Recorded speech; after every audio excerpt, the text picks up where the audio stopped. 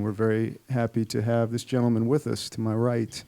You may have seen his picture on one of these walls somewhere across town. It's like, you guys got to be tired of seeing me.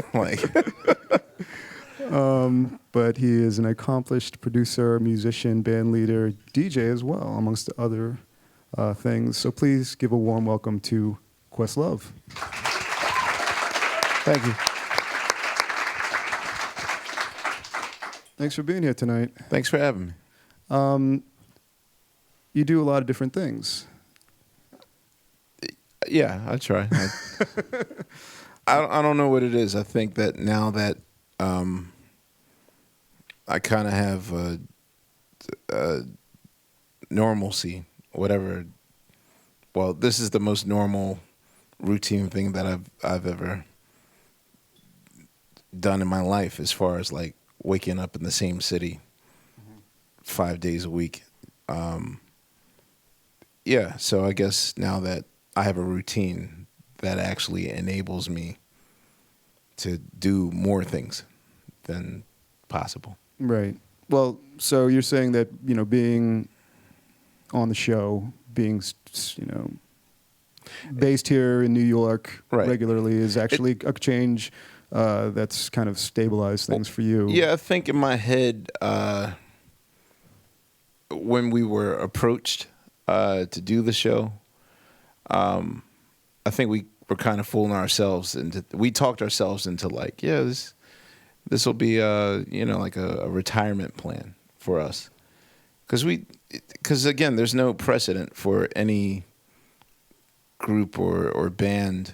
Well, first of all, any group or band to really stay together for that amount of time, and just because of the whole westernized sort of the Western colonization of the world. In other words, like when I first started traveling back in 93, 94, like when you went to Germany, that was like a different experience.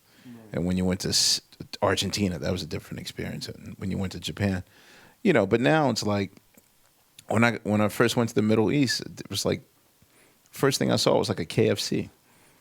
And, you know, first thing on the radio was Sweet Home Alabama. And so it was like, oh, okay, well, every place is the same. So, I mean, after kind of having that experience for about 20 years, then we just figured that it's time to, you know, raise our families and just be normal. Mm-hmm. The guys, you know, most of the guys are married and with children. And, you know, because I took on so much, I can't even... You know, I could barely remember to call my family at night. So even for me, I thought, okay, well, coming to New York will make us normal. But what we kind of underestimated was that this actually has made us more prolific, and we're now more busy than we've ever been. Right. And for those who do not know the TV show I'm that being we are alluding to, yeah, sorry. That would be Late Night with Jimmy Fallon. Which you soon to be The Tonight Show. Soon to be The Tonight Show, correct. You know, everybody in this room is a creative person, you know, makes music as well. You know, with that in mind, what would you advise for them as far as maintaining creative focus through these types of scheduling sort of things? You know, they may not be on TV every night, but they might have a day job. They might have all sorts of other stresses, you know, sapping their creative energies. How do you maintain that type of creative focus? I think even though the one thing that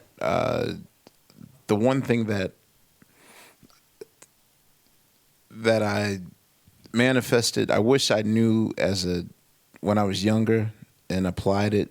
The one thing that I wish I knew was the kind of the power of practicing. Mm-hmm.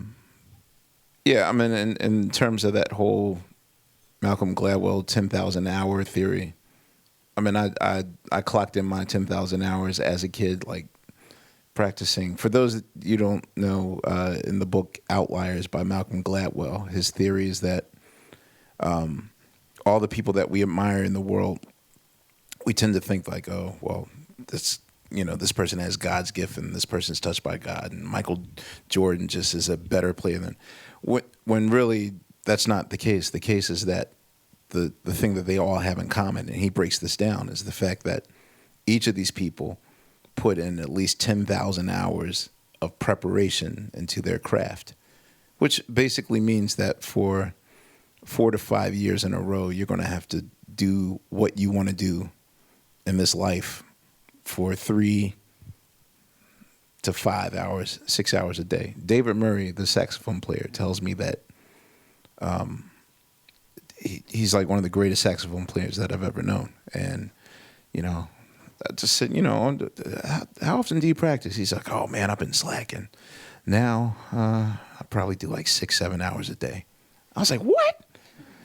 He's like, oh, man, back in the day, yeah, I did about 10 hours. And I was like, 10 hours? Like, yeah, he would get up at 6 and basically just shed, till about, 4 in the afternoon or whatever. And that was just practice. And then he would go to his gig at night. But I think I can't stress enough to people that they have to practice and be a master of their craft. And I know that's kind of hard in today's society and with so many options. But yeah, now I wish I would have practiced 6 hours a day. Yeah, but you got started pretty young. I mean, when did? But there's cats like Chris Dave that have me losing sleep. I mean, like I don't feel at this place where like and at my age that I feel like let me start competing with whatever. But just I think everyone thinks in their heads like, well, this is about as far as I can take it. This is about as far as as anything can go. Like in my head, I thought, okay, my little post J Dilla approach to drumming, this whole drunken style but staying on beat thing, like, okay, I got this mastered. And then you hear someone else like if my style is a drunken style of drumming, then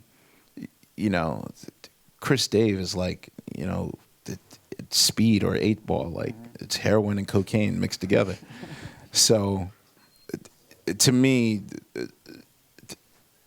it's just, I think practice leads to that perfection. My dad used to always say, people always say like practice makes perfect, but my dad would say no, perfect practice makes perfect.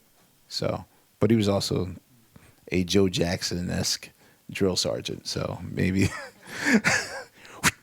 was his middle name. So, well, for those who don't know, your dad was a musician, was a performer. Yeah, my father was Lee Andrews. He was a artist on Chess Records. If you're familiar with Cadillac Records, the movie with Beyonce, based on the life of Marshall Chess. My father was a doo-wop singer on that label from like 56 to like 60. And then, he retired once the British invasion really like sort of wiped away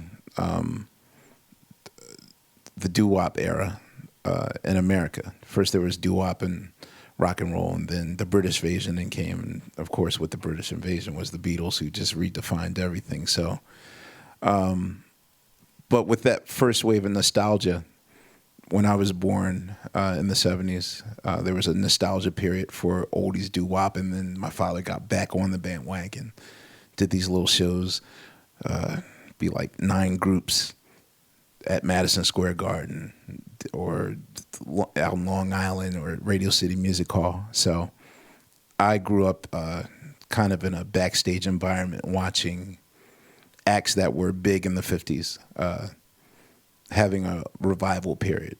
And my father managed to make a living out of that from, pretty much my entire childhood and all the way up to the roots.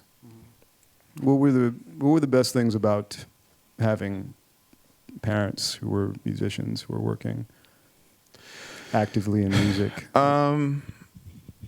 I'm now just realizing that, you know, again, I'm probably the naive thing about me is that I'm presumptuous. I just assume that everyone knows, you know, the Stevie Wonder's discography. I assume that everyone knows Archie Shepp and Pharoah Sanders and has Sun Ra's. You know, when I was a kid, all I had was music. So my blessing, I guess, from my parents' point of view, it was like, let's keep him off the streets. Because I grew up in West Philadelphia, which I guess could sort of, it was kind of middle class. I mean, it wasn't North Philly. Like if North Philly was in New York, if North Philadelphia was like Bed-Stuy, then West Philadelphia. It could have been in Williamsburg, or, you know, it was like right on the heart of University of Penn, an Ivy League college. So, I mean, it wasn't that bad, but towards the early 80s when the crack era started, then that's when, you know, shootings, and that's when the violence started seeping in. So my parents were very strict as far as me being home. Their whole thing was like, you better be home before that Oprah theme starts. So right before, like, my ass better be in that house, not at 4:01 or 4:03, like right when that horn starts. And I just spent a lot of my time like lost in my father's record collection. So, you know, that kind of informed me as far as, well, the tools I use today. Were there any negatives of having folks, you know, in the music industry, in the music business? Or was it all just, you look back at it all in a positive light? You know, I mean, there's positive and negatives. I kind of, is this a plug? My book comes out in like in 3 weeks. Does it? Here it is. I just got it today. Anyway, so I guess in kind of recapping this period of my life, I realized that I also became very insular and kind of standoffish because, you know, I just didn't have any social interaction with many kids. I grew up with adults. I grew up with adult records, like, you know, like when I was 3, I knew, like I knew Sun Ra's work at the age of 3. Like your average 3-year-old doesn't. The best story of all was like the first day of school when my first homework assignment, the teacher says, you know, bring in your favorite 45.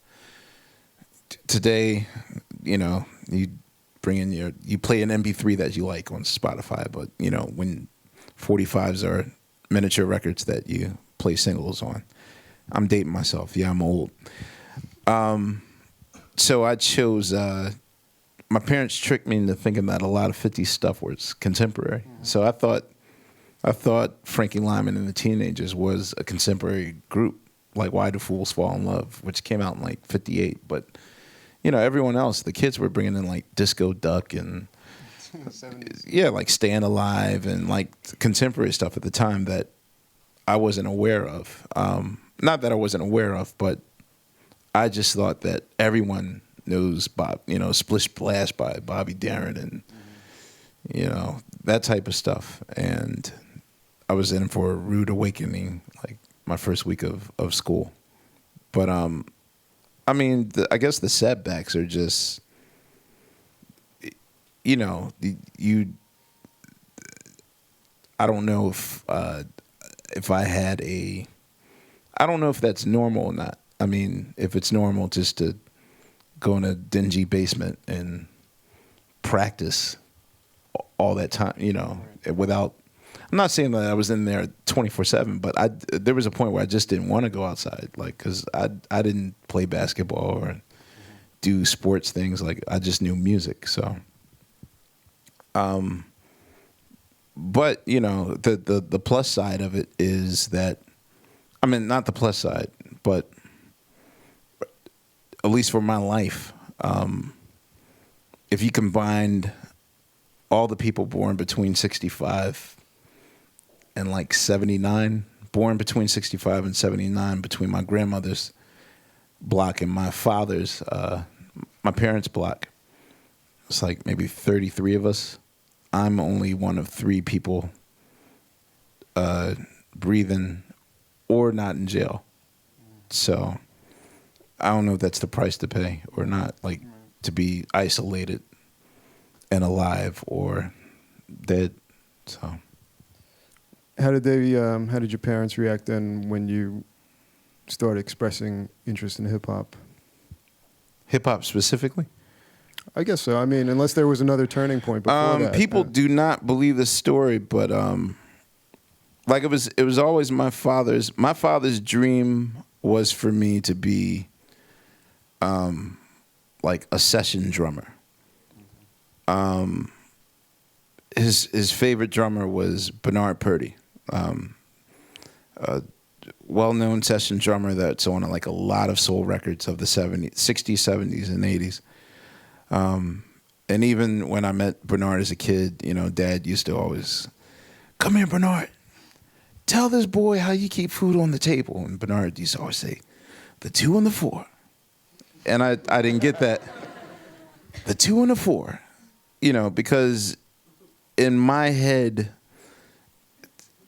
you know, every drummer, even now when you watch drummers, there's a website called gospelchops.com where, you know, musicians are about flash and everything, and more style over substance, and, you know, not trying to, you know, I'm entertained by gospel musicians at all. Like, you know, some of them have been kind of upset at my statements about gospel drumming, but the whole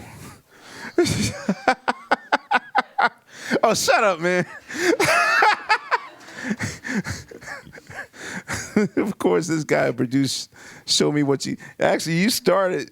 You enabled the gospel drumming musicianship. How would you define the gospel drumming musicianship? Okay, I'm gonna show you probably definitive moment. And when I heard this, I was like, damn it, Just Blaze. Like, there was no way you thought that I could ever match this. Yeah, because I had to practice all night.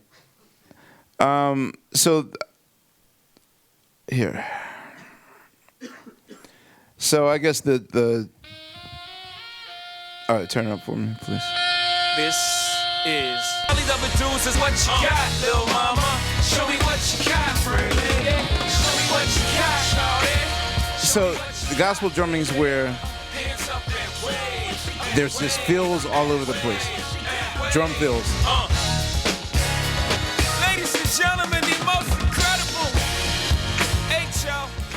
I mean, it's kind of the opposite of breakbeat drumming, which is being very in the pocket, very dry. Like, I think if there's an art to being boring, or what people would see as boring, and there's an art to that. So yeah, I did take Bernard Purdie's words literal, but my whole point was that my dad wanted me to be a session drummer, and I guess his dream was like for me to just, you know, have just a roster of clients that I had to drum for. Yeah, Dad, I'm doing a Nita Baker session next week. Yeah, Dad, I'm with you know, Luther Vandross. Da da da da da. So I kept the thing that people don't believe is that I managed to keep the roots a secret from my father to the beginning of our second album. He didn't know about, my father did not know about organics. And I was halfway done through our second album, Do You Want More, before I kind of had to tell him I kind of have a record deal. Right. Record deal doing what? You know, I got a band. Well, who? That hoodlum Tariq? You know, like he just thought Black Thought was a hoodlum, that hoodlum boy you hang with. You know, because he just thought that hip hop was just, bitch, suck my dick and my dick and like he just... He didn't see it as an art form. Like, you know, I'd blast Public Enemy's Nation of Millions, and he just like, it's just, there's no music. It's not art. It's not music. So we just never bonded on that level. So I'll say that in terms of hip hop, it was a hard to sell for my father. And even like deep into like our second album, it was still like, you know, well, you got to get a real job one day. You got to get a real job one day. Like, he just didn't think that. I think he just put his fears of, like, his stalled career, like, he projected that onto me. But, you know, he's not saying that now. He's extremely happy with how things turned out. You mentioned, you know, actually in that little gospel drummer interlude versus the style of breakbeat drumming. Mm-hmm. You know, you've said that your style initially with the Roots was to emulate breakbeats, to really kind of play like you would be looping a drum. Yeah. How that must have been, in some ways, really counterintuitive as a musician to restrict yourself, or was it?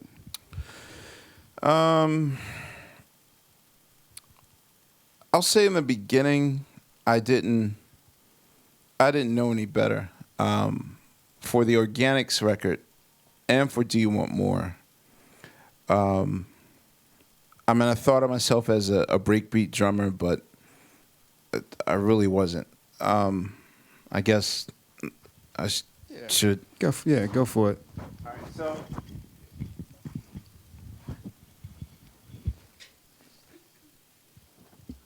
Hello? Okay.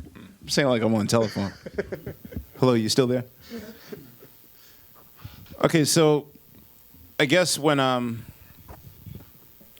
first started drumming, like my idol was a drummer named Steve Ferrone from a band called the Average White Band.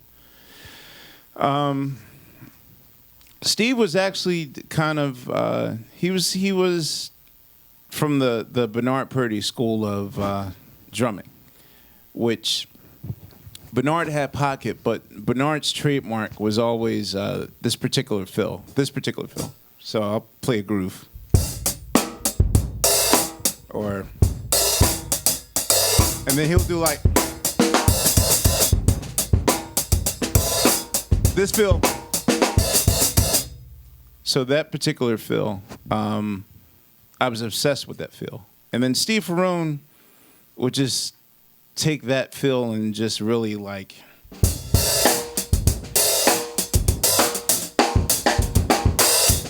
so anytime I was on stage, like my father just wanted his music dry and in the pocket.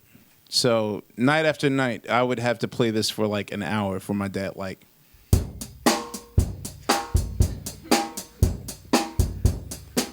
And always run the risk of being fined $10 if I dared.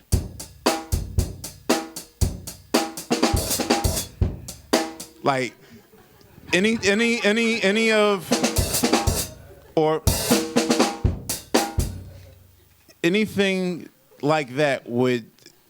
My biggest fear, like I was drumming my dad from like 13 till about 20 something, and if I ever did a feel like that, I just ran the risk of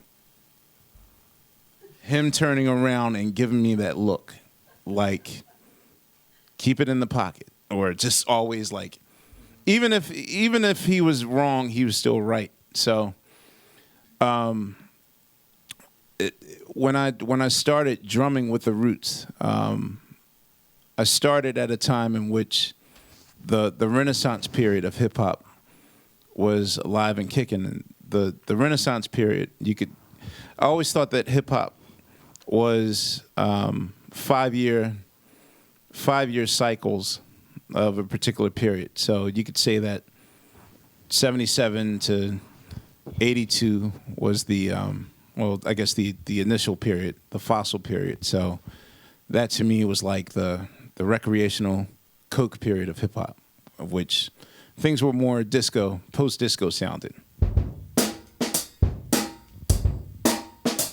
I said it. So then from 82 to 87, the golden age of hip hop, 82 to 87, that to me was like the Cokie 900 stage, the 40-ounce stage of hip hop, which was more, you know, it was quasi advanced. I mean, you had like cats like Teddy Riley coming in to do like the show by Dougie Fresh and Slick Rick, and you had Larry Smith's work with Run DMC, like the idea of like big drums, very, very sparse. The classic period of hip hop, which I consider 87 to 92, which is the crack era, because Chuck and Hank Shockley actually wanted their music to reflect the drug of the time. When he said that, I was like, oh, okay, so every period of hip hop is the drug of that moment. So 92 to 97, the fourth age, which I call the Renaissance period. At least it was the Renaissance for the East Coast. So you had cats like Premier, Pete Rock, Q-Tip, Shaheed, Diamond D, digging in their parents' record collections for jazz records. And there's one particular break that Tip and Ali used to find effect was Blind Alley, of which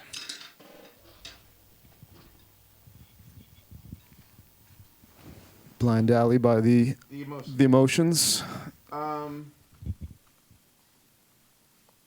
So of course, when Blind Alley was initially used in 89, 88, sorry, by Big Daddy Kane,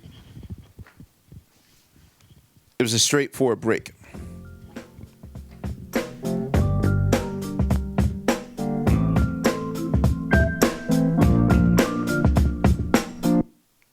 So again, so what happens in the Renaissance period of hip hop is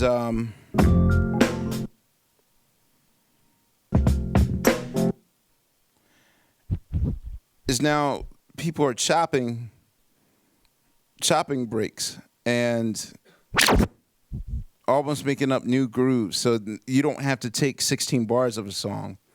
You can now take a smaller portion of it and make it different. So pretty much what I consider the heartbeat or the pulse of that initial Renaissance period in the early 90s was based on Tip and Ali chopping this break up.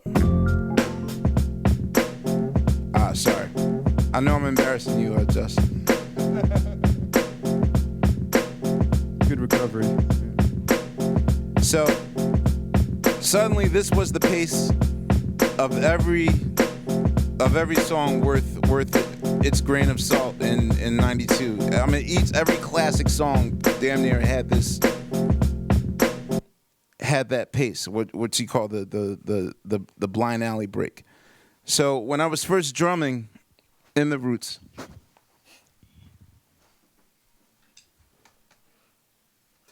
I mean, every song was based on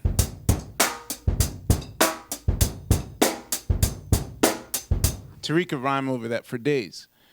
But the thing is that I wasn't thinking like an engineer because I didn't know how to engineer and how to mix and those things. And not to mention I didn't use a click track. Like I had too much ego. And they would always say like, well, why don't you use a click track? And I was like, no, I don't want to do no click track. And so, you know, a lot of our records would fluctuate. So, you know, it might be a...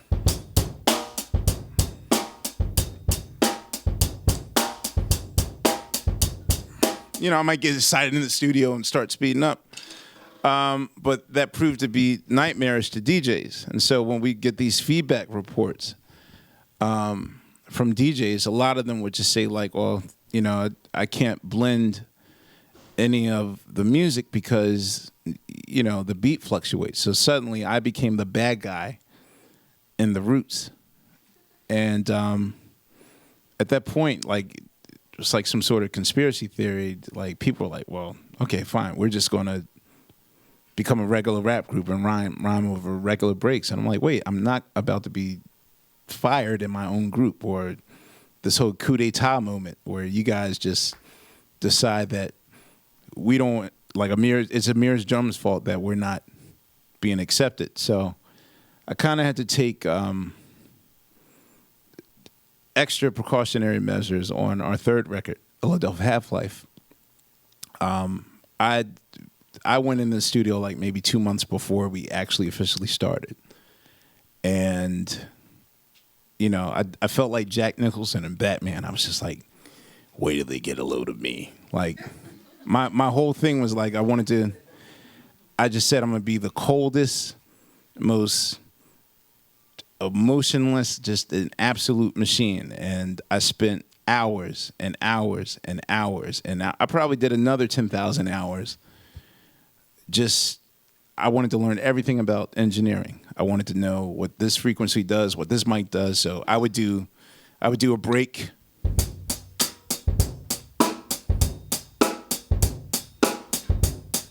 I'd do that for like 4 minutes and then sit at the engineer's desk and go through each microphone and figure out, okay, how can I make it sound dirty? And, you know, at the time I was working with Bob Power, and he was explaining to me, like, well, if you put compression here, or if you try the same break but put a blanket over your snare, or like, I did every conceivable experiment until I felt like my drums were dirty and cold. And then suddenly, you know, when people started hearing the final mix, they were like, you know, is that a machine or is that a real human being? And then I started feeling proud, like, yeah, see, I showed you guys. And did you use a click track during the recording of yeah, I would use a click track. Sometimes I would, you know, it was like half sampling myself, half using click tracks, but I just wanted to sound as lifeless as possible. Lifeless just in terms of not standing out like a sore thumb, because I just felt like the Roots were that group that had to show their ID every second, like Driving While Black. We were like Driving While Roots. And I mean, back then you had to show your hip hop ID. You know, like first time we met Cool G Rap, Tariq's idol.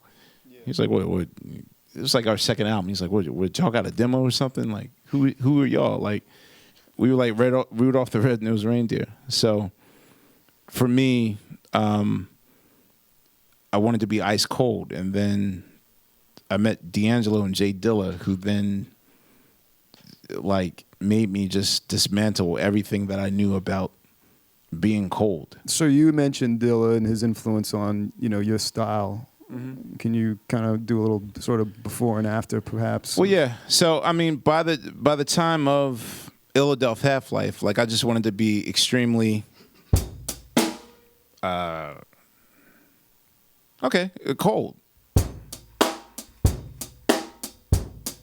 Even now, it's like hard for me to play perfect because I've been kind of reprogrammed to play the opposite way. The way that I met Dilla, our very first New York show, the Far Side had come to see us perform, and at the time, he was producing the Far Side's second album, Lab Cab in California. I had never heard of him, but I knew that Q-Tip was supposed to be producing the second Far Side album. And when I started asking Trey and Amani, like, yo, let me hear the Tip stuff. He's like, oh, no, we're working with Tip's guy right here. And I dismissed him, like, this little scrawny kid, like, okay, this is not Q-Tip. Like, where's Q-Tip? So cut to about 3 weeks later, we're in North Carolina. with the Far Side, and we opened for them, and I have to leave the show as soon as they get on, so I can do like a college radio interview. And the first song they open with is Bullshit. So, no. The title's called Bullshit. Sorry. Just he called them bullshit. No. And so he, as I'm leaving the club, I'm hearing the vibration of the kick drum, and it was the most life-changing moment I ever had. Like, I had to get out of the car and run back in the club to make sure I didn't hear what I, like, did I hear that? I mean, just the way that, whereas this part is normal, it sounded like the kick drum was played by like a drunk 3-year-old. And I was like, are you allowed to do that? So it's like,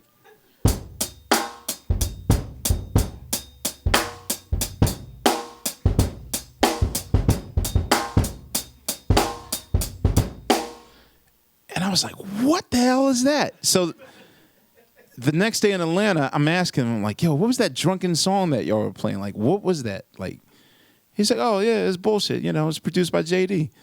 And I was like, who was that? He's like, Q-Tip's guy. And then suddenly they let me hear a beat tape, and I just never heard someone not give a fuck.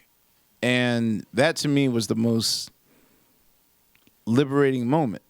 Like, oh, so all this pleasing my father, being perfect, I can now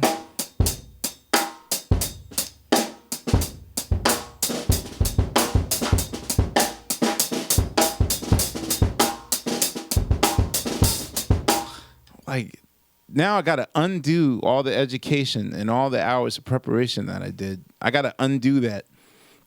And it was hard to do. And then, you know, by the time that D'Angelo and I started the Voodoo record, which was like mid-96, that was the hardest thing ever, because he constantly, like, he wanted me to drag the beat, but then he dragged the beat behind me. And so now I got to program my mind to think, okay, this is the metronome. And now he wants me to play.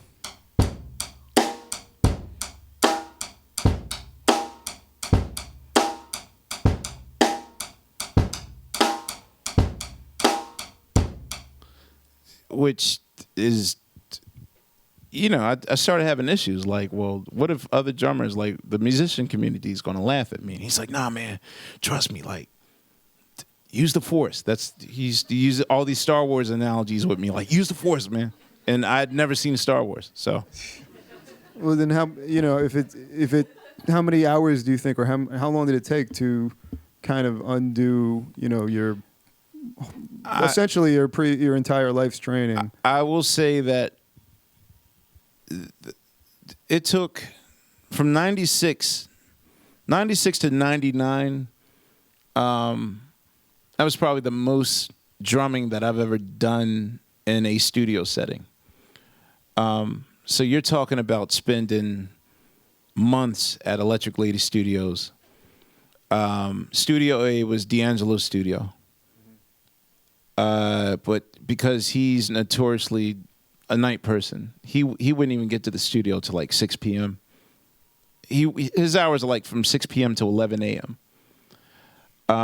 So he would let Common do his work. We'd work with Common in the daytime. So to do Like Water for Chocolate, Common's album, we would start at like 10 in the morning, get done around 6. If we had to do more stuff, then we go to the B room. So now Common has the B room, D'Angelo has the A room.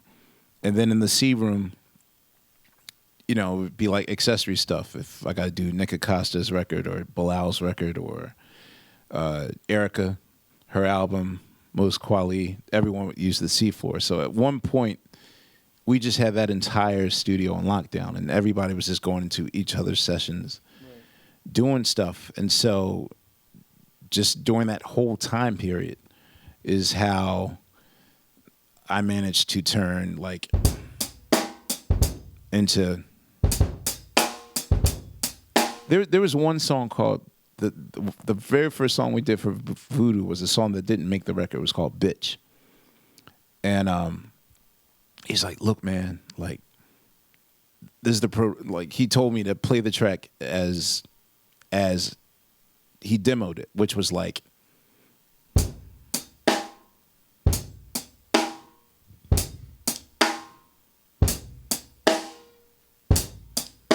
for 8 minutes. And I did it. And then he was like, no, man, I want you to do it drunker than that. And so I don't know. By 2000, then I just like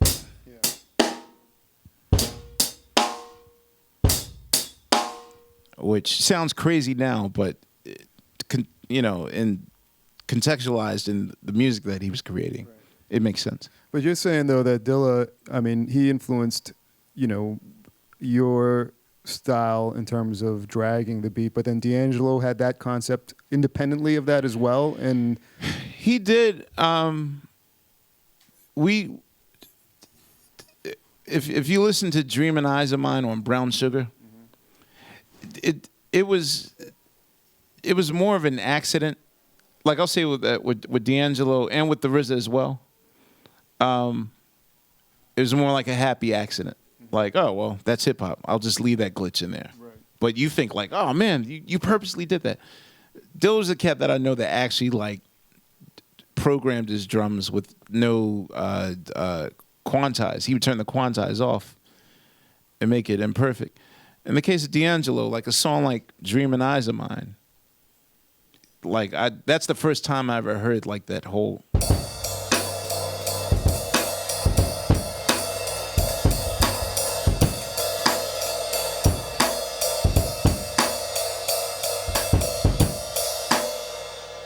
And when I asked Bob Power about that, I was like, yo, like, how did he make it sound so messed up? He's like, because he didn't read the manual in the book. Like, so, but it had personality to it, so I just gravitated towards it. But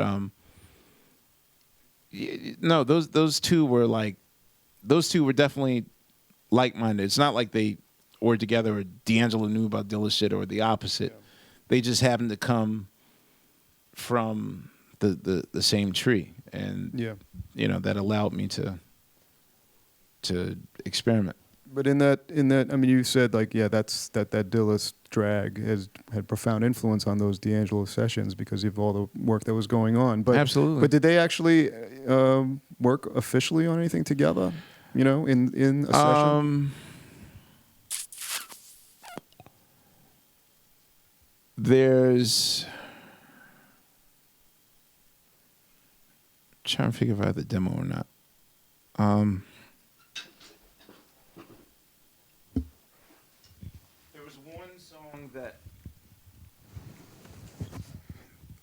was one song that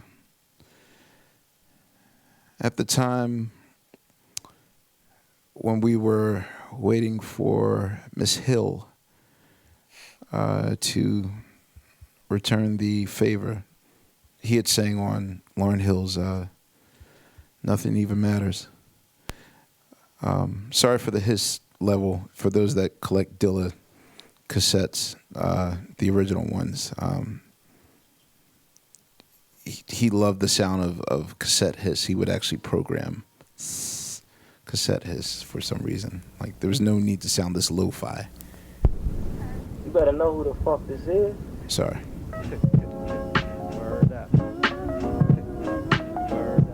No, say word, then a lot. Stop, get your claim. Yo, and up.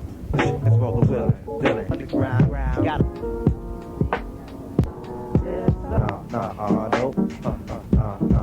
No. Fuck.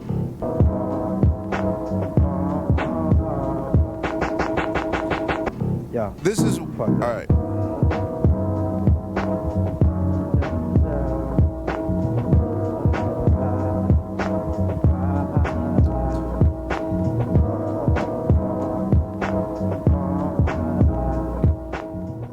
So this was one of them. There was like 4 options.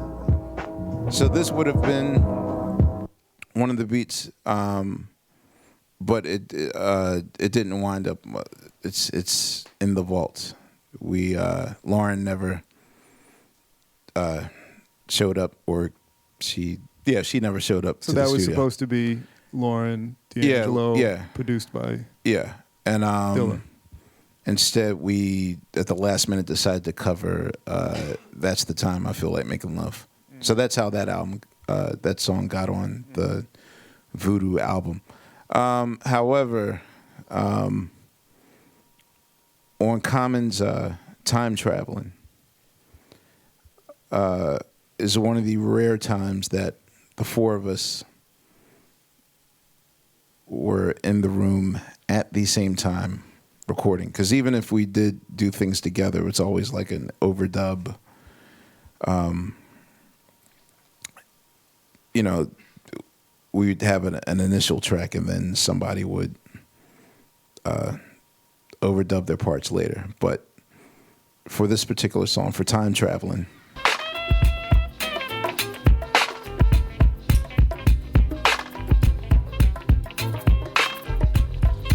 yeah, no, this is probably the only song that the actual initial four Soulquarians are playing on. James Poyser is on organ. Dilla. This bass line that you hear, Dilla was playing that on the Rhodes. This was a D'Angelo session, so he kept playing that bass line for like 20 minutes straight, and then I ran in afterwards. I was like, "What are you doing?" He's like, "No, I'm just messing around." I said, "Keep on doing it." And we rolled the reel, and then I played drums, and then James Poyser started playing organ, and then D'Angelo walked in and started playing the marimba. Piano player in my last lifetime. Now I write rhymes, sit right round and let my light shine. Out of dark space, with the world on my mind like Scarface. Doing sex drive is like a car chase. More than it's the piece of my eye. So that was probably the only time that the actual four initial, James Poyser, Jay Dilla, D'Angelo, and myself, the actual initial Soulquarians were in the room at the same time having a jam session. And then Common was there like, "I'll take that." And so Is there supposed to be a Soulquarians sort of reunion thing happening? Is that rumor, or is that? I mean, aren't we Possible. always together?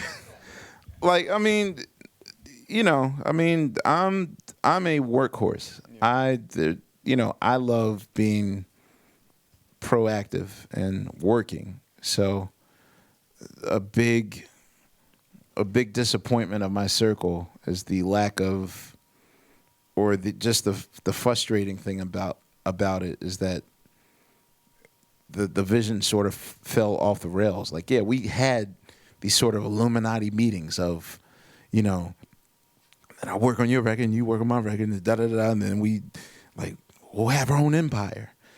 And then what wound up happening is that all of us got successful. I had no clue whatsoever that Things Fall Apart that 1 million people would collectively like that one album. I just thought, okay, we're doomed to be in this sort of 200, 300,000 underground hell. And the same for Common. Common didn't think he'd ever go have a platinum plaque, and most especially didn't think that. Like, no one, we just thought like, okay, Erica and D'Angelo are the only two people in the circle that have some sort of mass appeal, and then we're all just like the misfits. And then all of us got successful, and then we just kind of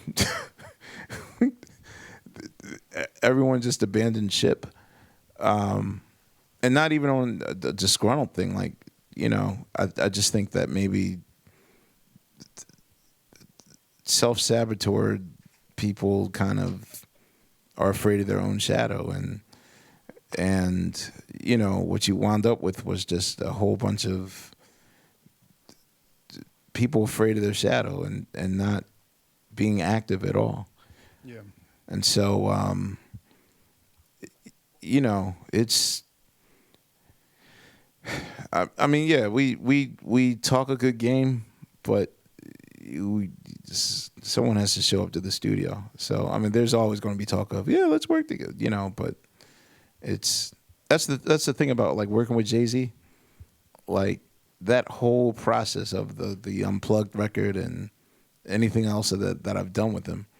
He's like one of the coolest people to ever work with, because like for the first time in my life, I wasn't beating my head against the wall in frustration, like, not using Jedi mind tricks. Like, okay, well, I want him to do this, so let me suggest the exact opposite, so that way he'll do what I really want him to do. Like, it was none of that. Like, it was, he was open to idea A and idea B, and which one is better. And And yet that was a kind of a difficult decision at the time for you guys to even work with him. I was laughing. I forgot who I told that story to, but yeah, I remember there was a time in life when, like, I mean, Dream Hampton had to really talk me off the ledge and make me call him back, because I was just like, no, man, he's the Antichrist, like Jay-Z. I'm like, I'll lose my career if I ever work with that guy. Like, no. And, she's like, dude, just talk to him. Like, he's a nerd like you are. Just talk. And, I was amazed. And I still say that, he's one of the easiest, most pleasant people to ever work with.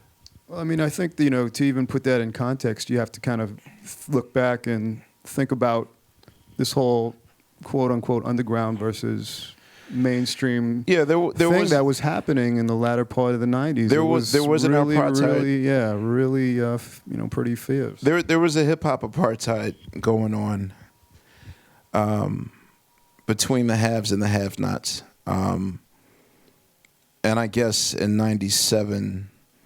the 97-2002 stage, which I guess was some people say it's the Cristal period. Some people call it the ecstasy period.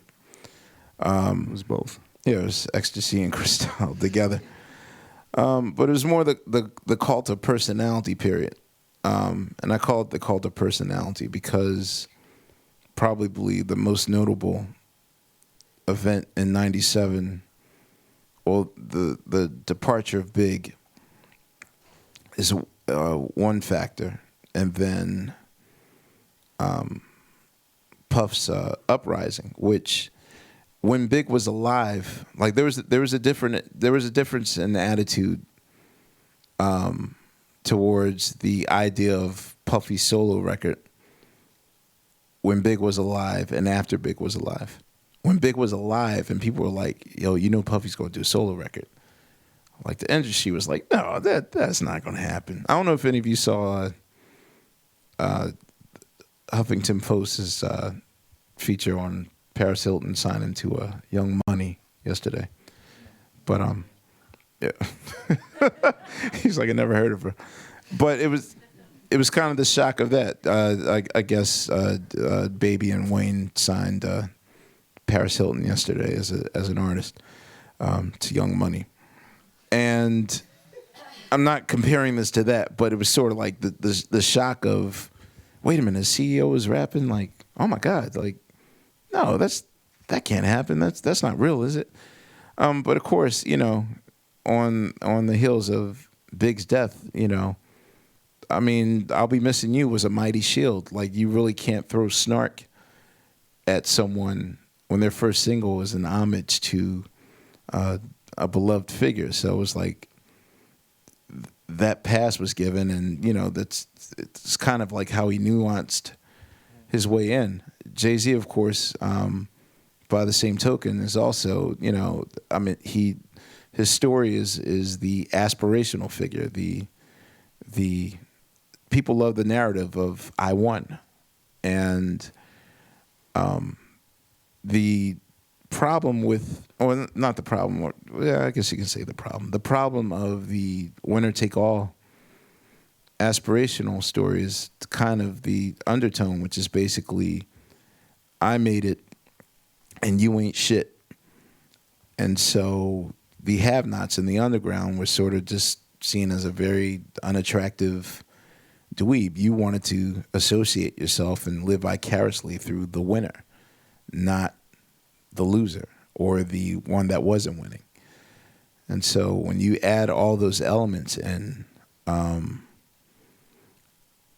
by this point, you know, Jay-Z's at the height of his power, and it's like the few people that were, I mean, it was a civil war between, it was like apartheid, definitely. But I mean, and even in your band's history, you had, you know, some history of it was interpreted as taking shots at Big and Bad Boy. Oh, you know, yeah, with the What We Do music. I was video about to say, I forgot about that video.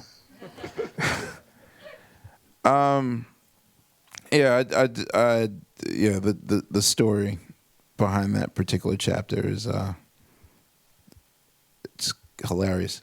Should I read a passage or Well, no? by the book.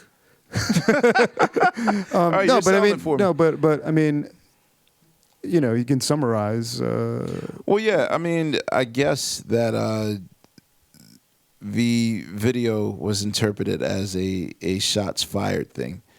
I know it's hard for people to believe. Video is the one area that I hated the most of Roots albums.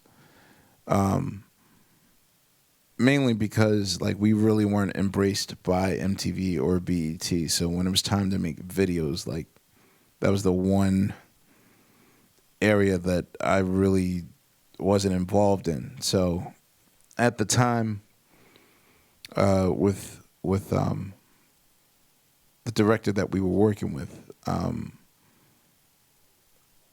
I didn't realize the hot water that we were going to get ourselves into. Mm-hmm. Like at the time, like on paper, it looked funny. Like, oh, this is going to be hilarious. Like the people. Those who laugh. haven't seen the video, it's you know, it's poking fun at these things that were going on in hip hop at the time with the rented mansion and the models and champagne. Yeah, it was kind of a lesson of what is real life and what is this fantasy world that we created for ourselves.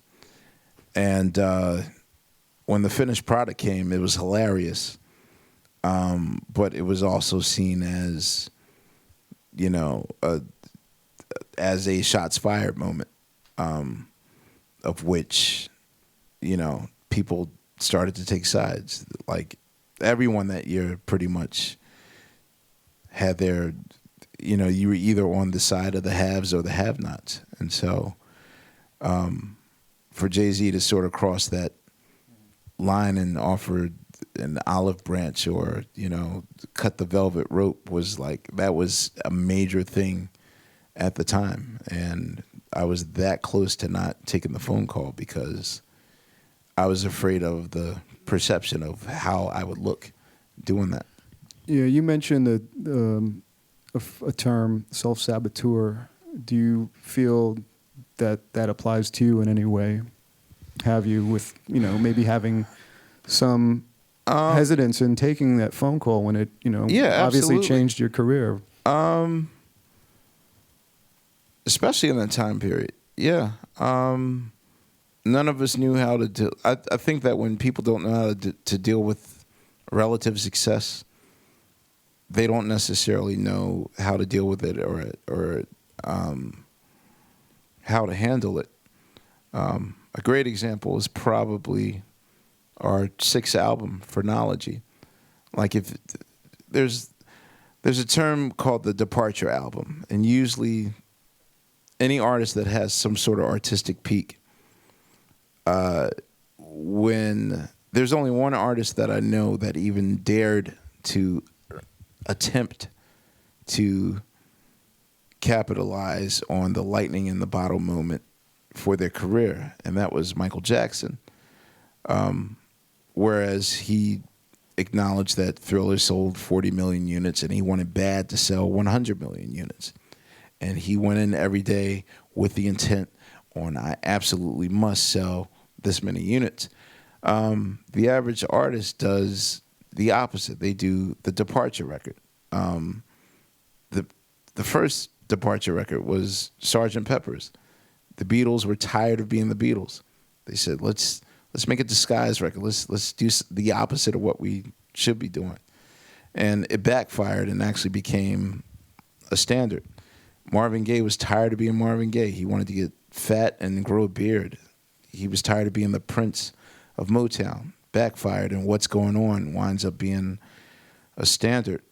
Prince makes Around the World in a Day after Purple Rain because, the pressure of following up, this massive album was too much for him. So he makes the complete opposite record. There's a gazillion, Stevie Wonder, the Songs in the Key of Life, can't follow, too much pressure. So he makes Journey Through the Secret Life of Plants, like if the closest to kind of a Pink Floyd. Very experimental. Yeah, it was an experimental record.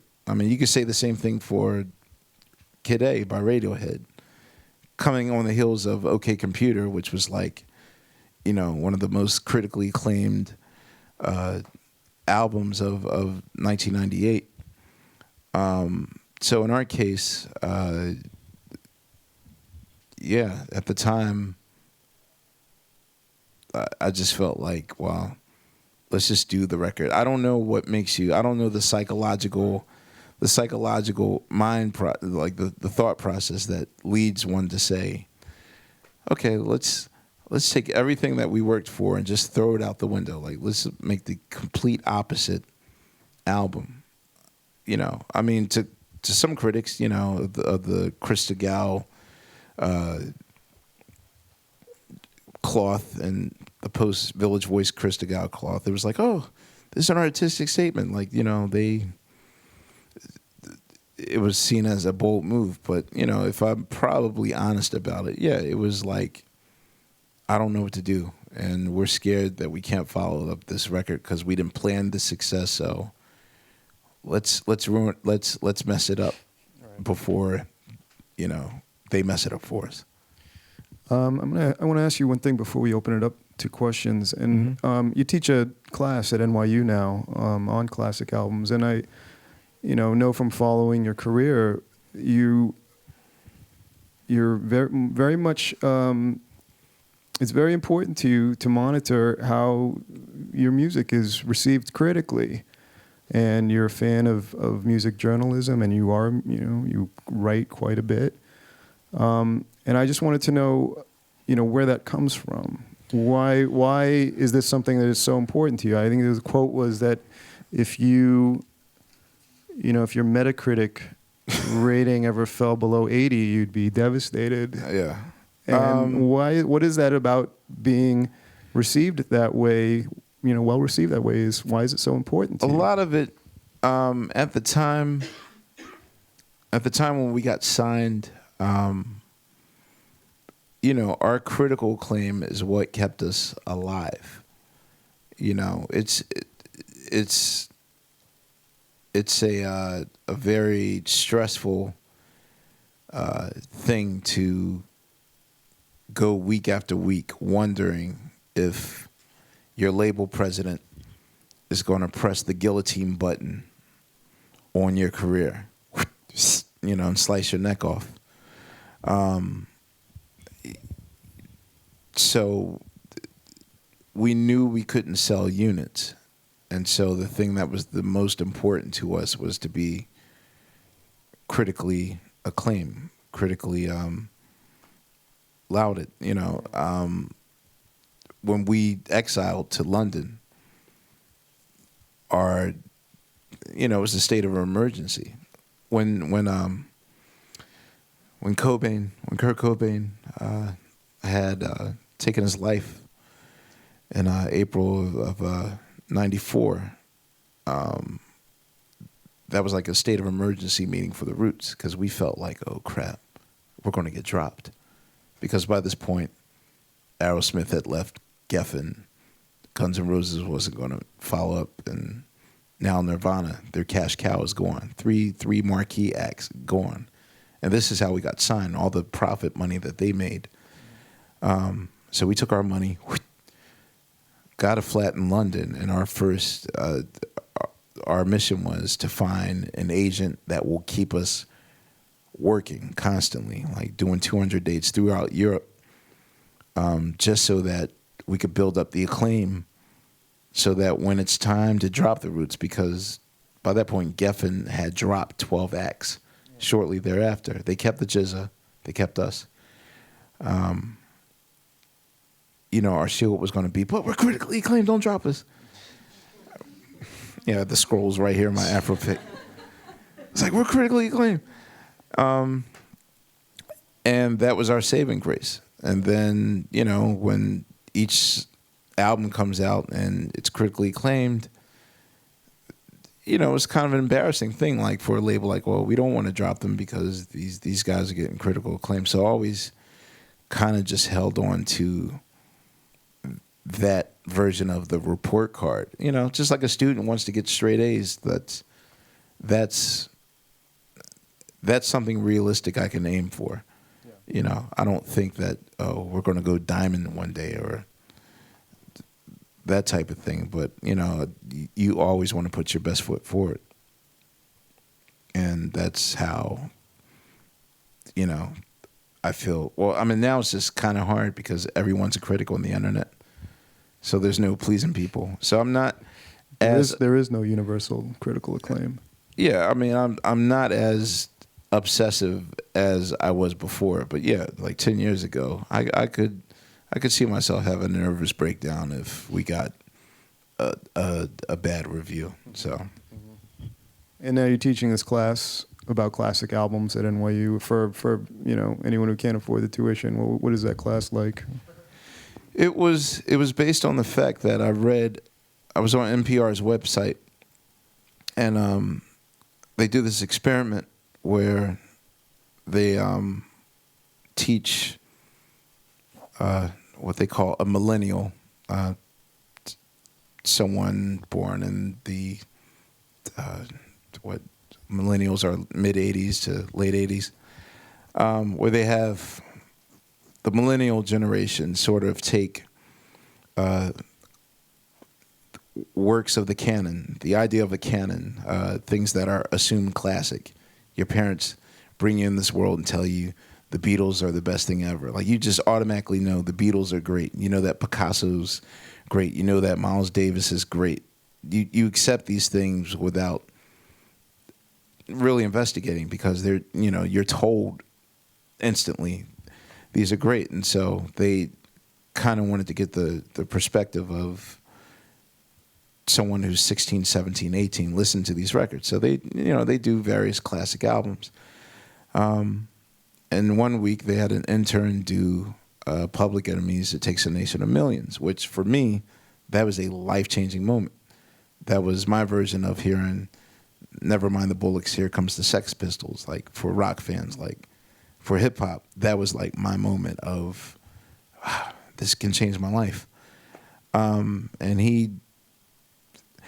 it's not that he really trashed it, but it was just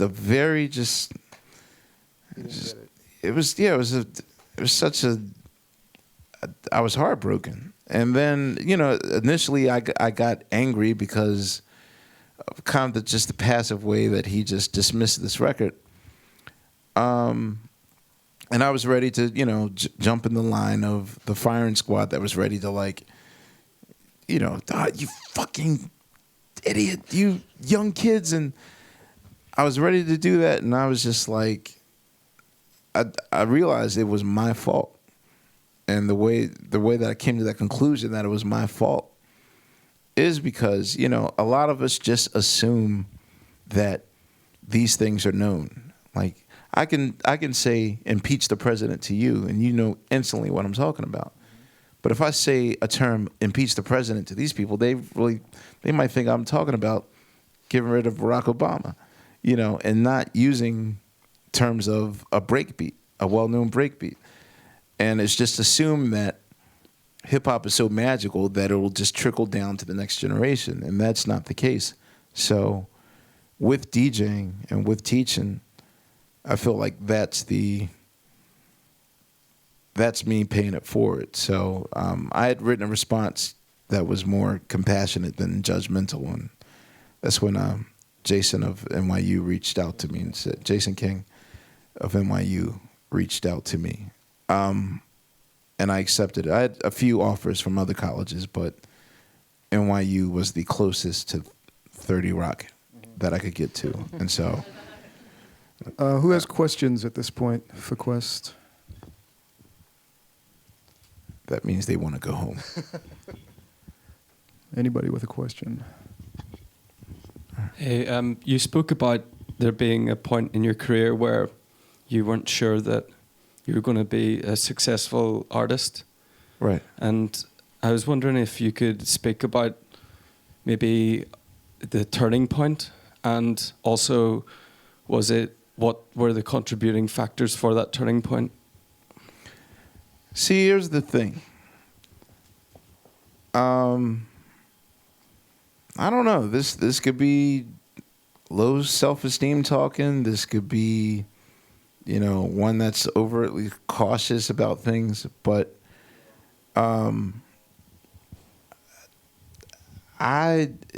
or you guys can see it as fake modesty or whatever. But in my head,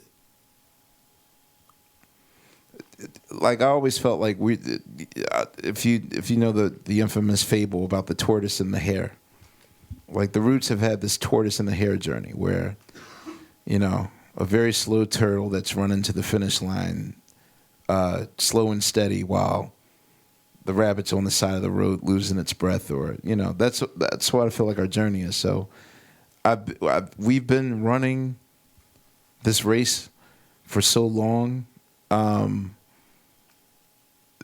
That I don't know if there ever is going to be a finish line, or something that my manager calls a Bentley moment. And he always says, oh, you and Tariq are just disappointed because you never had a Bentley moment.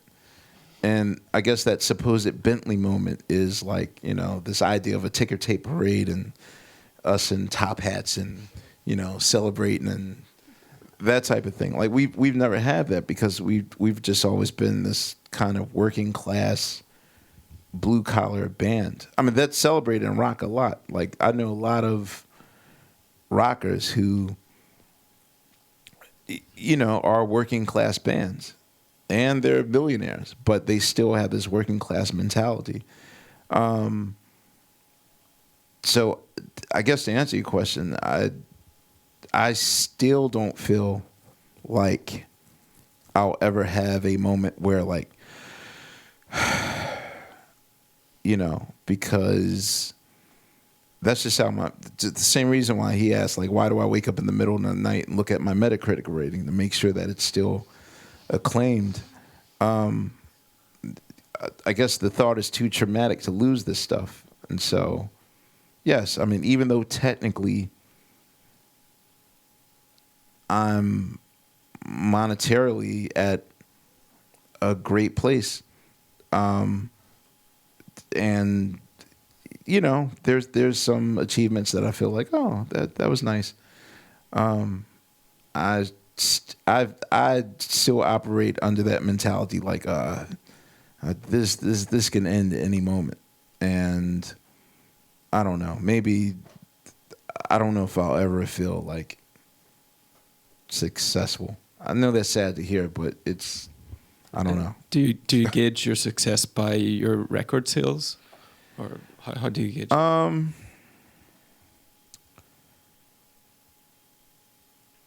I know now that it's very unique for an artist to be on the same label that they were when they first started.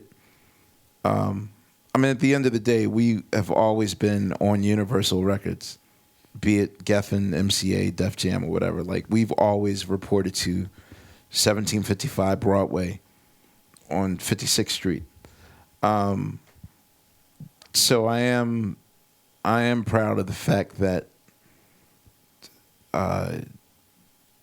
that there are 16 documents that say the Roots on them, and that's I'll have that. Oh, okay, we did something moment when I look at our 16, or I'm sorry, it's 15 now, our 15 albums. I know that's hard. You know, that's a hard achievement, but you know, I don't know if there was ever a moment where I just felt like we had jackpot, like, because the way that my life is, there is a, oh man, you guys are amazing moment, and then there's that you ain't shit moment. Like today, I had a really good you ain't shit moment. I shot I did something with Kevin Hart today, and all these kids ran up and just thought that I was like his bodyguard. and so you know, they're like asking me like, oh, can you take a photo of us? And then, you know, like there were some people like, but don't they know who? And I was just like, they don't know. And it was just like that silent, sad moment, like I was, you know, I didn't make it big enough or whatever. So, I mean, that always keeps you in check. So there are moments where it's like, hey, you can talk to Stevie Wonder sometimes, but then there's moments where you got to be Kevin Hart's bodyguard. So, keeps you in check. What do you call the segment, the 5-year segment between 2008 and 2013, and how do you feel about the hip hop around 2007 to 2012? 2000, or 2000, well... Yeah. And how do you feel about I thought that the 2007 to 2012 I thought was the scissor period, and now we are in the Molly phase. The 2012 to 2017 is apparently the Molly phase is the way to go. You know, as it's kind of weird because as a DJ, and now what was once just a hobby, something that I did after root shows just to pass the time, now that is officially my bread and butter. It's kind of weird. I've learned maybe last year to just do away with the idea of, oh, this is good music and this is bad music. Because, you know, personally for me, I know what I personally like, my personal taste. My personal tastes don't match my professional taste. You know, last year I had absolutely no shame whatsoever in playing Gangnam Style. You can laugh now, but nothing beats the feeling of watching, you know, 1,000 execs at the Viacom Christmas party, you know, dance on tables.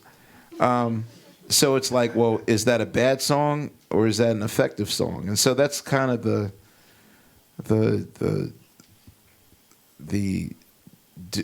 kind of conflict I've been having, like my personal taste versus my professional taste, because a lot of the music that I won't listen to on my personal time, you know, I need that to work for me. So it's kind of it's something that I've been wrestling with. So I don't know. I don't believe in good or bad music anymore. I just believe in what's effective and what's not effective. And as far as my actions are concerned, you know, as a DJ, I feel like I was never against like one particular side of music. I think people feel like, oh, well, you know, you guys represent this particular type of brand of music and whatnot. I'm more or less trying to fight for just a good balance.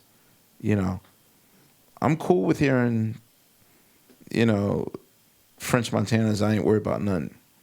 But, you know, I'm also trying to find a way to see if maybe I can get somebody to be onto a group like Hiatus Coyote or the Dirty Projectors or like someone else, you know, like bring a balance to it. So I'm more concerned with showing a balance out there. So that's I guess the main challenge that I'm dealing with now. Who's next? Thank you very much for being here and speaking with us today. Oh, you're welcome.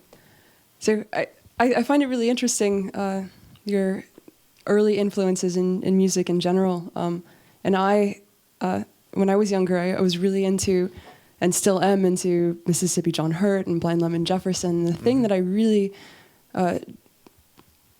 got from these musicians was their ability to create this just really powerfully emotive rhythm. And for me, when I listened to Things Fall Apart for the first time, that was the album that really got me into hip-hop music. I didn't really listen to any hip-hop music or anything within that realm. And for me, it was because it had that same emotive, powerfully evoking feeling within you can create something really powerful with just rhythm, with nothing. And Thank you. And I love that. Wait, you just compare Blind Lemon Jefferson to? Oh, that's a compliment. Thank you. Yeah. So I wanted to know, from as an early musician, it's really easy to identify what your weaknesses are. I need to work on this, and Right. They become very simple. But as you've grown as an artist and a musician, what are your weaknesses now, and how do you identify what they are with so much success? I've learned now, and I'm trying hard because there's a project I'm working on that actually requires me to master my weakness. One of the hardest things to ever do in music is to effectively write something simple that sticks.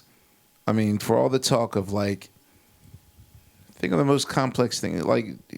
People can talk like Stravinsky's Rites of Spring. People can talk about, On the Corner by Miles Davis, or anything Rashawn Roland Kirk does, or any of the M-bass jazz movement stuff. People can talk that into the ground, and that's almost easy to achieve. But how many people can effectively write "You Can't Hurry Love" by, that to me is one of the hardest things to write. Very simple, effective 3-minute pop songs. I'm not, and now that I work at Fallon and I have to immerse myself in every type, I have to pay attention to fun and to Taylor Swift and the I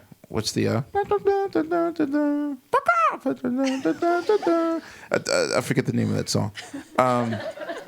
I belong with you. You belong with you. You guys know what I'm talking about. You guys aren't high and mighty. Exactly, Lumineers. It's that to me. I mean, the ability to do something short and effective is probably one of the hardest things ever. There's a project I do once a month. I did it today. It's for an organization called Flavor Pill, and they have me DJ for 1 hour, which is one of the hardest things ever because you have to start at the climax. You can only DJ for 1 hour between the hours of 12:30 and 1:30. It's like a lunch break for professional people. And at the time when I took it, I was like, yeah, I'll do it. And they explained to me 15 minutes before, okay, when you start, you got to start at the climax and keep the energy up. You only got 1 hour. And that, to me, was the hardest thing because normally when I DJ, it's a 4-hour process. I'm used to building the slow climax to the top, and by the second hour, I got them. But again, that's the one era of my life, something simple and effective. So there's a project I'm working on now that requires very simple and effective music, and I'm losing sleep over it. I'm doing everything in my power not to put any dissonant chromatic ninth chords in it, or this time change in this particular thing. Like, just to be simple and no tricks, it's hard. It's hard. It's difficult.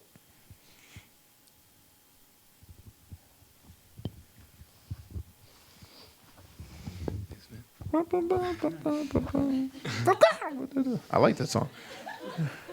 Hey man, How you doing? yeah, good. How are you? I'm all right. Cool. I'm from New Zealand. It's an absolute honour to talk to you. Thank you. I was just wondering what the experience was like working with D'Angelo and people like Roy Hargrove and Pino Palladino. And just full stop, really. What's it like working with them? It's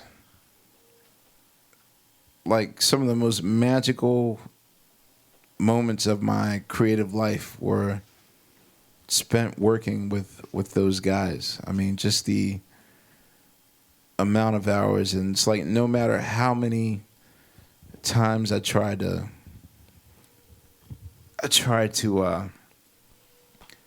get people to see like what magic it was, you know, like, I mean, I could play like outtake after outtake of every, you know, late jam session that we've ever had in our studios, and it doesn't translate the same to, you know, the average person. And, you know, I guess that's just a shared experience that the three of us will have. But it's like, to me,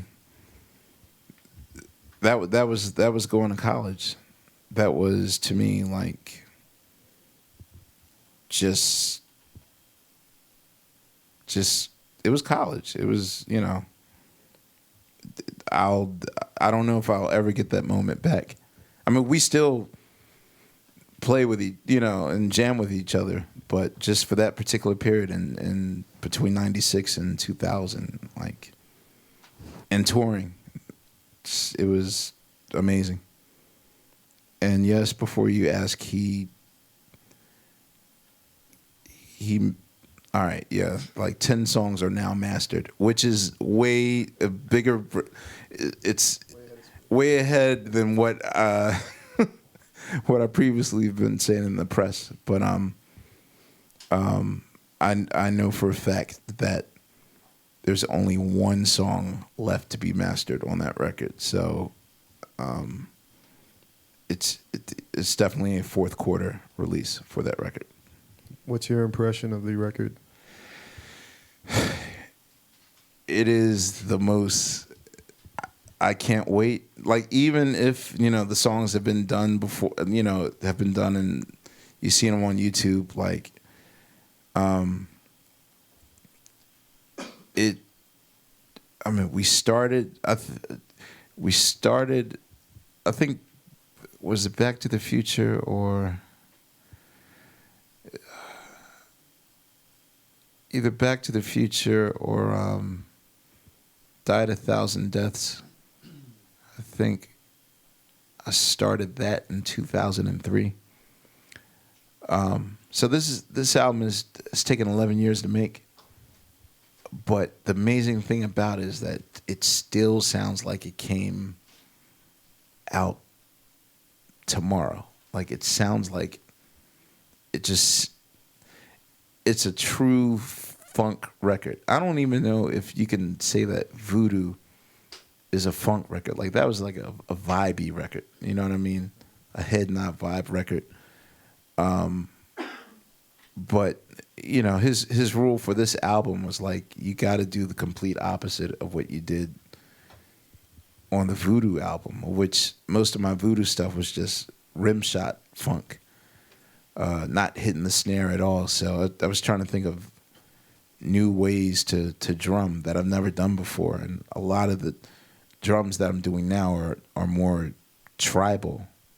Like, I guess the average drum beat, I mean, it's going to throw people for a loop. So I guess for those that were confused, when Voodoo came out compared to Brown Sugar, you know, this is going to make voodoo just sound like normal, because just I sat there and was just trying to figure out, like, well, what kind of drum beat have I never ever played before? So you have to sit there and think you have to do the exact opposite. So for me, okay, I play with a snare.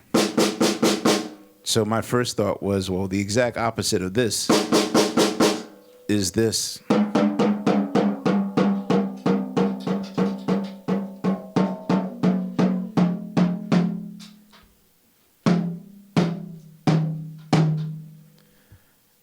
And then I just thought of everything. If my average pattern was this,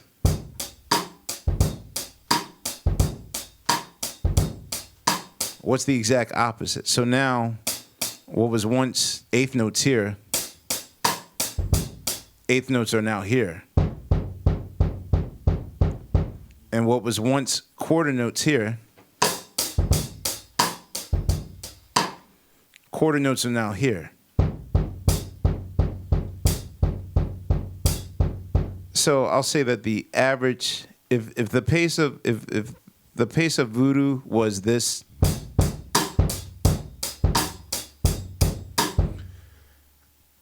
the pace of, damn, I can't say what the title is. Then the pace is, and it's not James River. The pace is basically.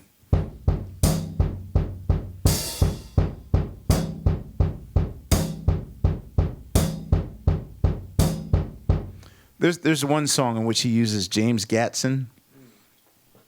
James Gatson is like one of my earlier drumming heroes. He used to drum for Bill Withers in the 70s. He has like one of the best songs on the record. The song's called Sugar Daddy. And what's amazing about it is that, okay, so James Gadsden's sitting at the drum set and listening into his headphones, and they're playing the track to him. And instead of like just drumming it out and figuring out what he's going to do, he's doing the ham bone.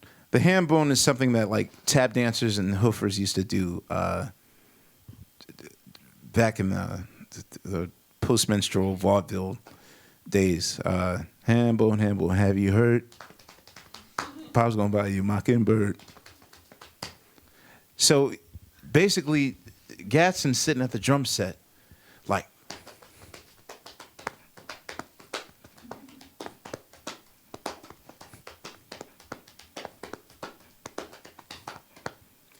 and then at one point he's like, okay, then you can hear him thinking on the track.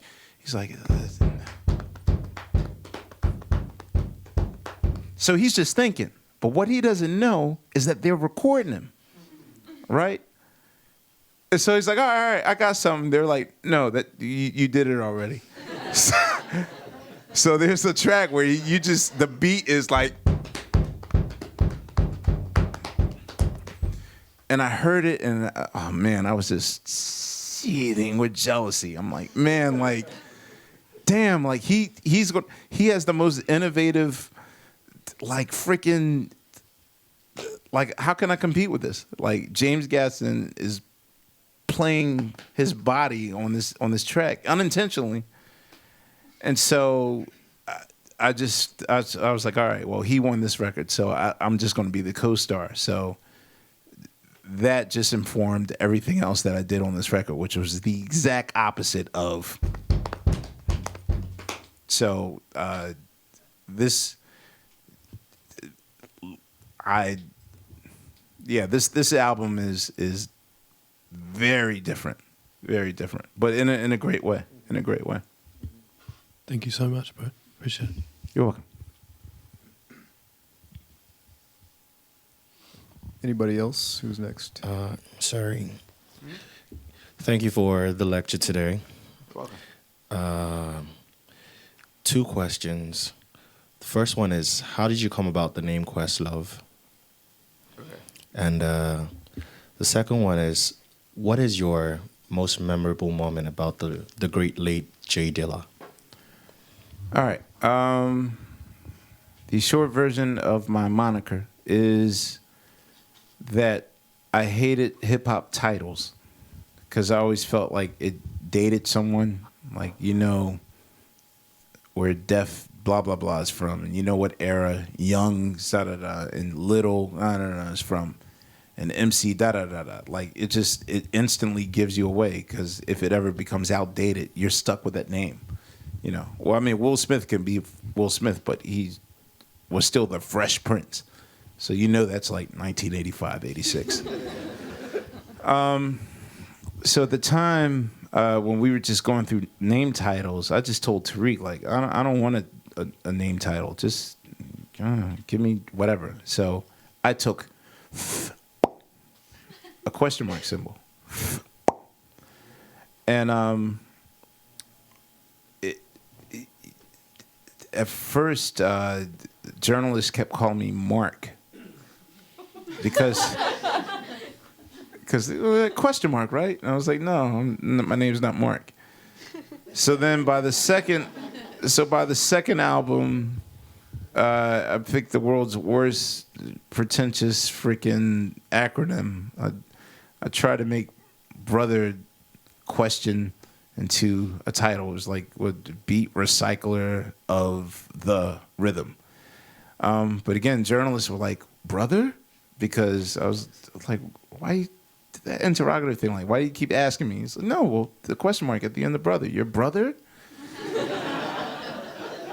And so by Philadelphia Half-Life, I was like, all right, I just got to get a normal name. So I figured, okay, I'll take an old school name. And so in the old school, your last name was either Rock, Ski, or Love.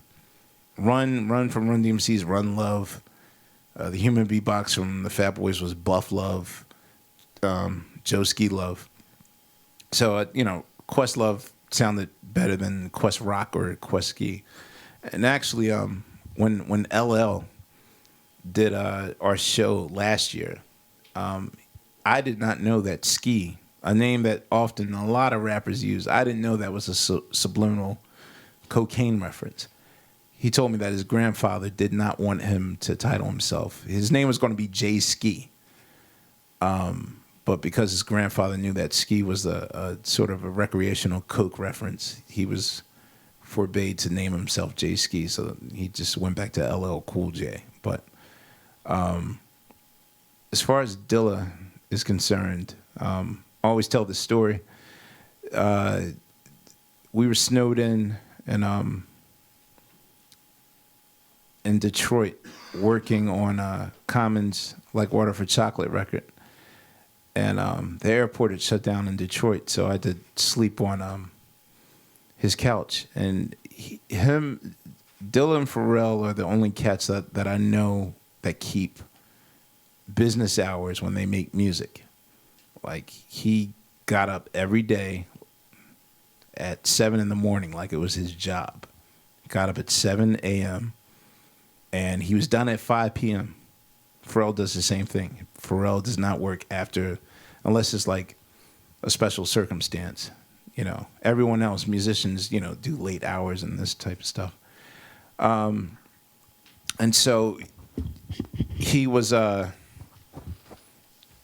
passing the time. And to pass the time, what he does is he practices. And the way that he practices is that he'll try and work on beats and ideas that other producers have done, but never with the intention of getting out there. And so at this particular time period, I was at his house, and he kept playing Roy Ayers' Ain't Got Time.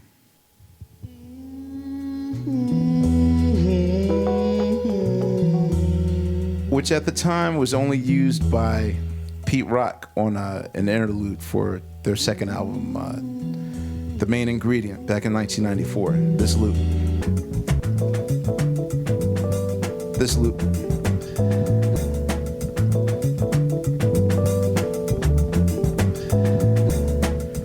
Now, the only reason why this loop is a prime loop was this is the only part of the song in which Roy Ayers isn't talking over the music. Because again, when you're adhering to the regular rules of hip hop, when you're listening for breaks, you're only listening for the part that's open. So when he's talking, you're not even thinking about that. I see the war and equality. Oh, yeah. So in other words, he's talking all over this record. Now listen. And there's not a clean 4 bars to take from. To be tired. We got a long way. So mind you, I'm upstairs on the couch just like watching a cable, and I keep just hearing nothing but the bass. And he was working on this this is one of the rare times where he was working all night. Like he worked till like 1 a.m, went to sleep. And I was awake, like I woke up and I heard the bass line going, and suddenly, like the thing that I'll miss the most about him is the sound of woo. Like that was his idea of like New Year's at Times Square at midnight. Like just whenever Dilla said woo, you knew like your mind was about to be blown. And Jesus, when he played me the end result of what I just heard, oh my God, like how did he do that? What he managed to do was find every microscopic period of the song that had no talking on it or singing. We got a long way to go. That's right. It's the original. A long way to go.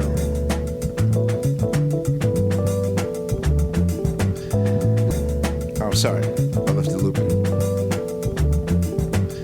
We ain't got time to be tired, 'cause the tired move too slow. They move too slow. We ain't got time to be tired. So suddenly he takes on his MPC 3000 on 12 pads. He somehow, and this is before Pro Tools. Now in Pro Tools you can cut and paste and stuff and manipulate how you want it to sound. This is before. I mean, this is done in like '99. He just by hand. I watched him. Yeah, doing this song for you. Revolution will not be televised or broadcast live on the net. My man Mo said it's personal. You know what I'm saying? Struggling. Got to start from right up in here. You know? I mean, if you really break down how it's the equivalent. The shortest version is it's the equivalent of someone solving a 10,000 piece puzzle in record time. Like, this sounds normal to you, and that's the thing. Like, he made it sound fluid. He made it sound like it was an actual loop. Like, you can't even hear the micro chops in it. How many pieces do you estimate or constitute that? I think he went over it. I have to say probably 15 pads. Just 15 pads of just half-second chops. And perfectly executed. Yeah, doing this song for you. Revolution will not be televised or broadcast live on the net. My man Mo said it's personal. You know what I'm saying? Struggling. Got to start from right. And man, when I heard that, I like everyone has that one like hip hop moment where like they almost come to tears or something. Like, I was just like, oh my God, this dude is like the Lord Jesus Christ, right? Like, I'm witnessing a miracle. But him being him, his main concern was you can't tell nobody. And I was like, huh? He's like, nah, man, like, don't. He always like, if Premier used a break, he would try to emulate it. Oh, well, how would I do if that were me? Pete Rock, like his favorite thing was to take whatever Pete Rock or Premier did, sometimes Tip, and figure out how he would do it. But he would never let those tapes out. Those tapes are somewhere in the storage unit. And I'm like, well, why? He's like, no, I don't want people to feel a certain way. Like he knew he was on some next shit, but he was so humble about it. He didn't want to alienate. He didn't want to violate that 40 laws of power, where I think rule number 1 is that you're not to ever let the teacher know that you're smarter than he is. And so accidentally, that tape winds up, that beat winds up on a B-side of like a beat tape that he gave to Kweli. And it wasn't even there. It was like the tape is running in auto reverse, and the beat comes on. And he had long erased it. They just took the cassette, Kweli and Mos took the cassette and just looped his beat tape. Like he made a gazillion beats that he just erased. Like, okay, well, that was that. No need for the world to hear that miracle. That's just how he was. Thank you.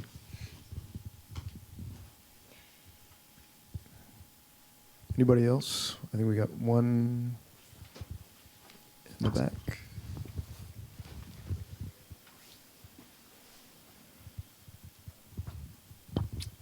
Hey, man. I guess my question pertains more to, what you deal with at NYU more so. But a lot of us work with dudes who are, like, older and, have these record collections that are just, like, incredibly deep, that it's, like, it's a totally different game than anything that we've been on. Mm-hmm. And sometimes, like, you sit back and, like, someone will play this record for you and they're just, like, there's just seems to be, like, they're feeling something else there that, like, you're not grasping. Like, you can see what they're seeing in the music, mm-hmm. But there's, like, you just can't feel the same emotion. And it's, like, in my opinion, it's, like, you didn't come up through this time period, and so, like, you didn't see the progression that this took and, like, the step that this just, like, crossed all these boundaries.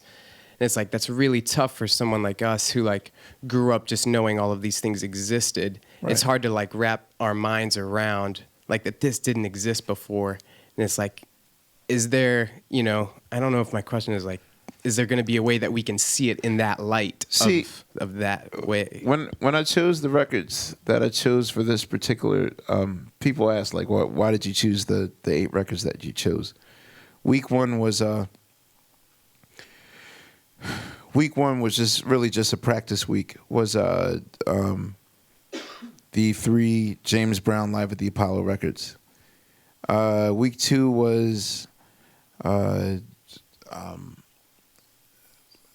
Lady Soul 68, Aretha Franklin versus Mary J. Blige's My Life. Week 3 was Marvin Gaye's Here My Dear. Week 4 was Here My Dear. Off the Wall was week 4. Dirty Mind was week 5.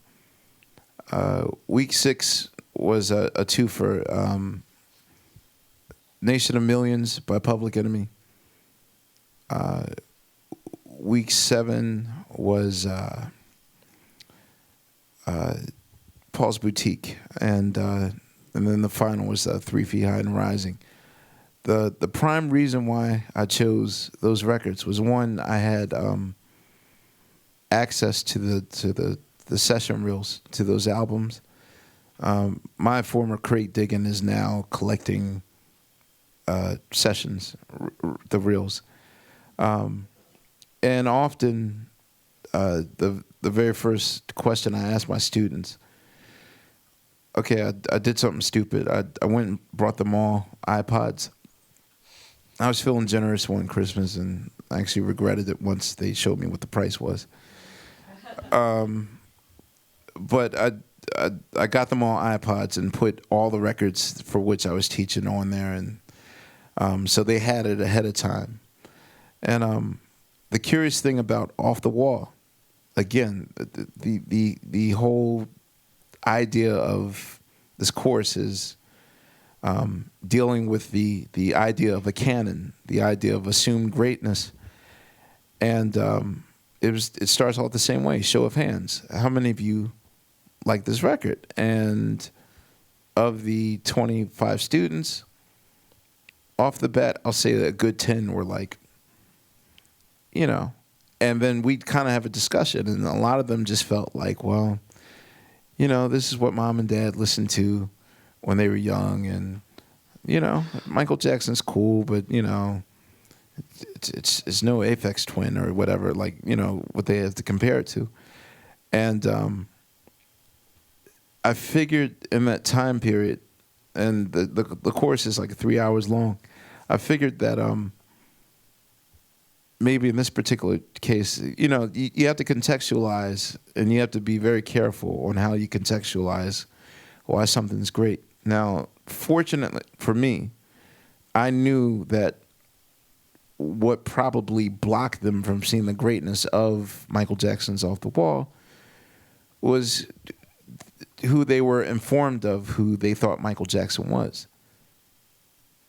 You know, my experience with Michael Jackson is actually growing up seeing this 10-year-old wonderkind through the years. And, you know, there was a period in life where he absolutely could do no wrong. And I was there to witness that. Whereas most of them, born in 90, 91, 92, have a whole nother image that's not as endearing as or sentimental as my version of growing up with him. And I was losing the battle for about 2 hours. And the whole point of the class is not for you to see my way or the highway. I kind of want them to come to this discovery on their own. And it just so happens that, you know, I tried with each song. I put up Working Day and Night, and they thought, oh, that's cool, you know. When you listen to Pro Tools, it's just way different than listening to the actual song. And I had 20 minutes left, and I finally found Jackpot. I totally forgot that Bruce Swedien had left all 7 vocal takes of She's Out of My Life on the reel. And the backstory of She's Out of My Life, of course, is like really Mike's first adult heartbreak. His slowness in an emotional connection with whom he was dating at the time, Ryan O'Neal's daughter, Tatum O'Neal, who was 4 years younger than them, so she was 15. He was 19, but she was more experienced, and, you know, he was sheltered. You know, these things that he was sheltered from human interaction. So I could see how he might have been slow at relationship development. And it just so happens that at the time when he's singing these lyrics, not written by him, written by Tom Baylor, who was breaking up with Karen Carpenter at the time,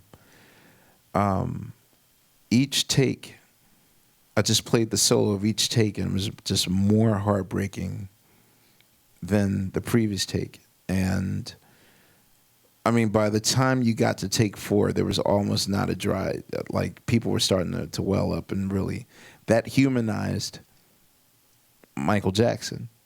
And then suddenly it was a breakthrough moment. So, I mean, sometimes, you know, as a teacher, you just gotta, I don't know if this will happen again next semester, you know, but I was just lucky that the records that I chose, you know, I had the session reels too, and they found interesting things when you show them the skeleton, and you have to start with the skeleton for them to see the flesh afterwards.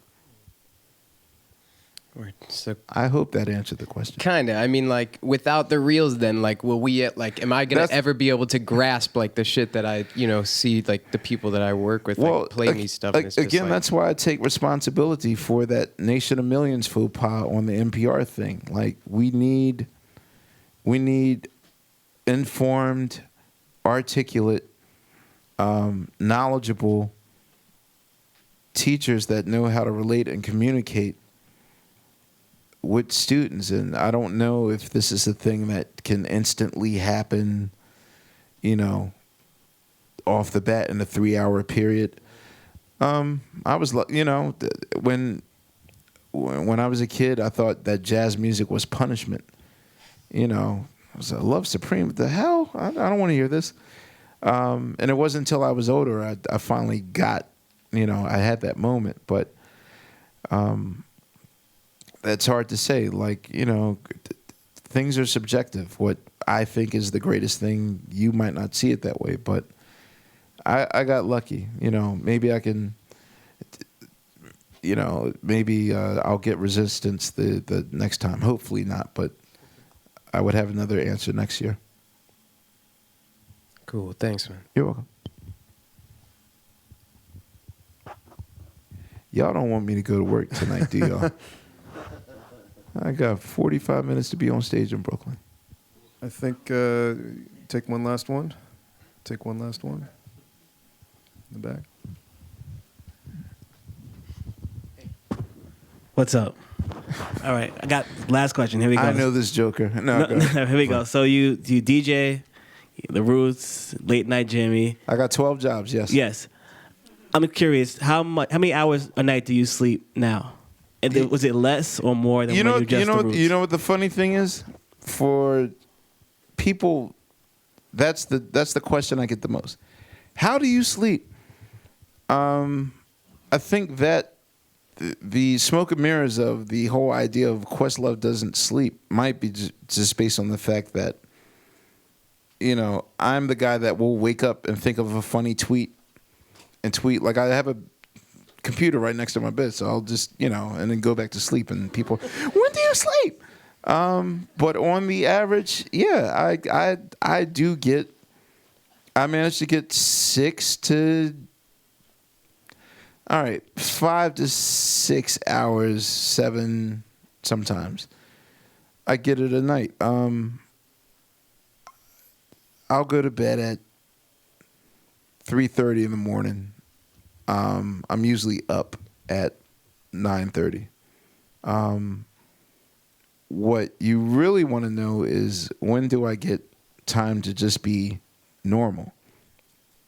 And that's the main demon that I'm wrestling, because when I was in my 20s, I was like, all right, well, I'm gonna settle down, fall in love, 24, and then that doesn't happen, and then all right, well, 28, I'll do that, kids and wife, 28, that's the year, and then then I met the children of my band members. I was like, oh no, hell no, I'll wait till 33, 36, 37. Okay, final offer, 40. That's it. And now, I'm trying to wait till 43. The lesson that above all that I'm learning is that you got to be careful for what you ask for, because, and you got to be content with a lot of things. Yes, I literally have 12 occupations. The downside of that is that I hate holidays, because it is quiet as a mouse in my house. Like, I don't have a family structure. I mean, I'm not saying like, oh, I have nobody, but I do kind of miss the. I hate when Kirk's wife brings him homemade Jamaican food, and Tariq and Michelle are having date night, and, big deal, and that. So I mean, those are the things that I don't have. The grass is greener on the other side. That is the main lesson that I've learned in life. Like, there's 7 roots at home right now with their children, and looking at me like, oh man, Ahmir's about to go to Brooklyn Bowl tonight, be out till 3 in the morning, and I'm looking at them like, oh man, she made you what? Like, home cooked food. I mean, it's the trade-off. So I get sleep, but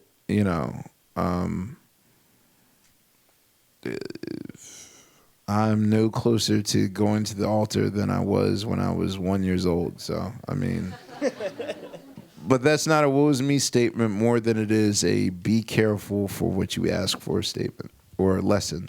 So that's the important thing. Well, we're glad you made it here. So, I'm glad I came. Yeah, I'm glad you had time. This is the first time we really had to, or the second, sort of. We kind of. We done it before. We sort of did one before, but you know, right. This was more official. So, but everybody, let's say thanks to Questlove for being here tonight. Thank you.